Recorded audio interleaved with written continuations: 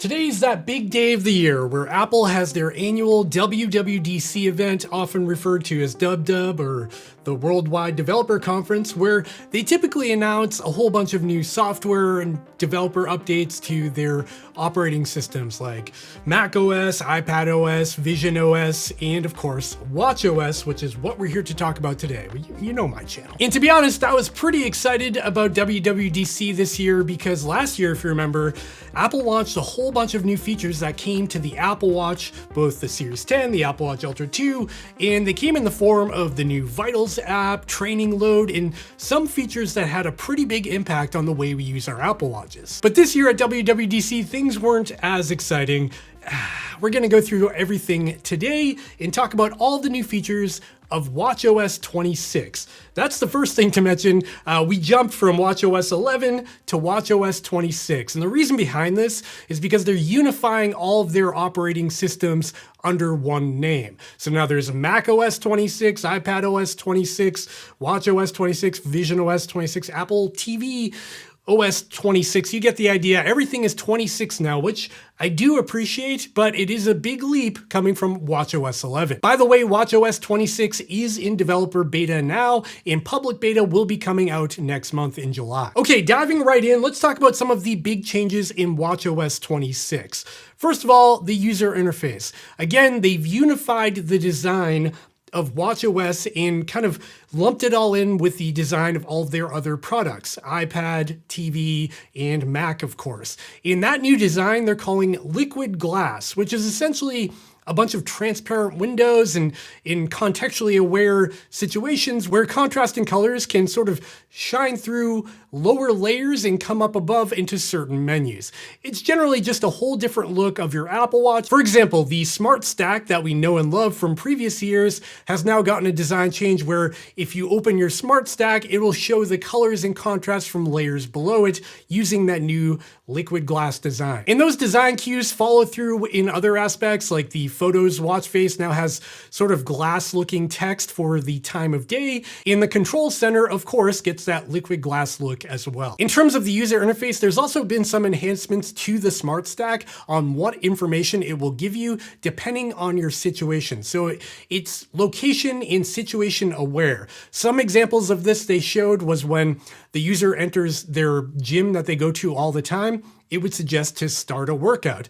In other cases, it would show you to return to start when you're out on a hike using the backtrack functionality because you lost cellular connection. I thought that was kind of cool and clever. Some other enhancements to the user interface are things like ambient environmental audio. And what this will do is we'll turn down the volume or turn up the volume depending of the situation you're in. So if you're on a busy train or a loud bus or something like that and you get a text message on your watch, it'll boost the volume so you hear that text message come in. And then if you're in like a very quiet restaurant or something like that, it'll turn the volume down so you don't make everyone aware that you just got a text message. They also added some new gesture features as well, where you can sort of flick your wrist to do various things. For example, mute a call, silence a timer or alarm, and you can close your Smart Stack and go back to the watch face just by flicking your wrist. Again, kind of useful. The Messages app on your Apple Watch also gets a little bit smarter as well, where it can actually do live translations during conversations on your watch. So if you have text messages coming in a different language, it will translate them to your language so you can read them. And finally, when it comes to general use, smartwatch use of the new Apple Watch OS 26, it finally gets the Notes app. And this is something I'm kind of excited about. I often take a lot of notes on my phone, and now those same notes will be available on my watch when I need to quickly find something on the go. So that's the user interface. Not insanely exciting, but if you are into design tweaks and how things look, it might be exciting to you. Now let's talk about the Workout app because that's sort of what I'm interested in. Again, with the built-in Apple Workout app on your Apple Watch, there have been some design tweaks. They didn't dive too deep on the details of what they changed, but they did show some B-roll shots of people using Apple Watch OS 26, and there were some tweaks I noticed. First of all, the activity list, when you're actually selecting what activity you want to do, whether that be biking or running or whatever, looks a little bit different now.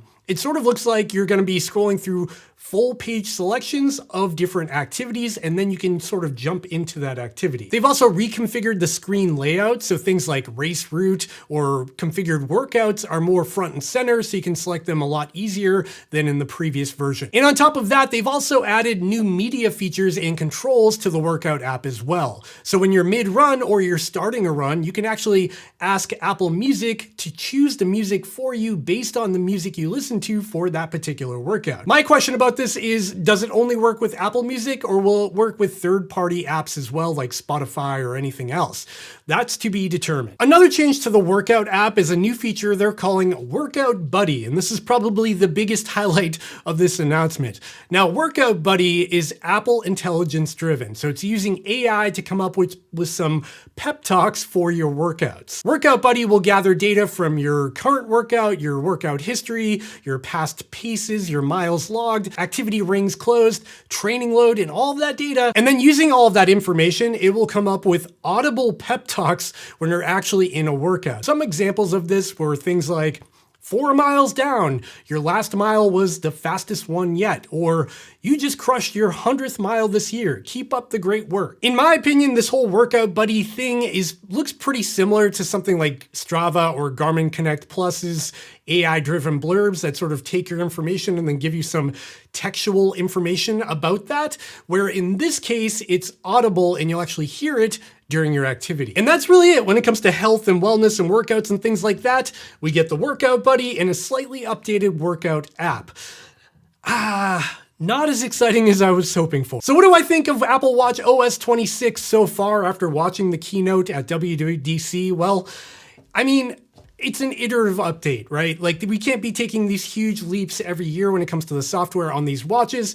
And this year is just one of those years where we get a few extra features based on Apple intelligence. And I'm honestly not too surprised. It seems like everything is AI these days, and most of the new features come down to the user interface redesign and some AI features like Workout Buddy. Admittedly, I was hoping for some more useful AI functionality, like maybe a workout planner based on your previous workouts and come up with like a suggested training plan based on upcoming marathons, maybe put in a goal, pace, and time and everything. It could generate a workout calendar for you.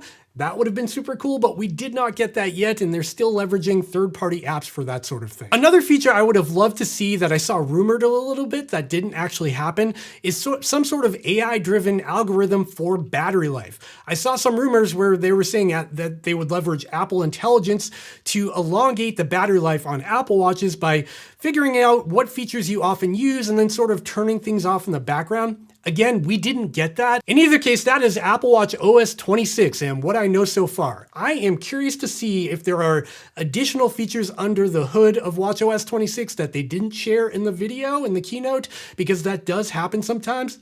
And I will follow up down the road when I finally get the beta installed on my watch and start testing it out to see what it's all about and learn all of the nitty-gritty details. So stay tuned for that.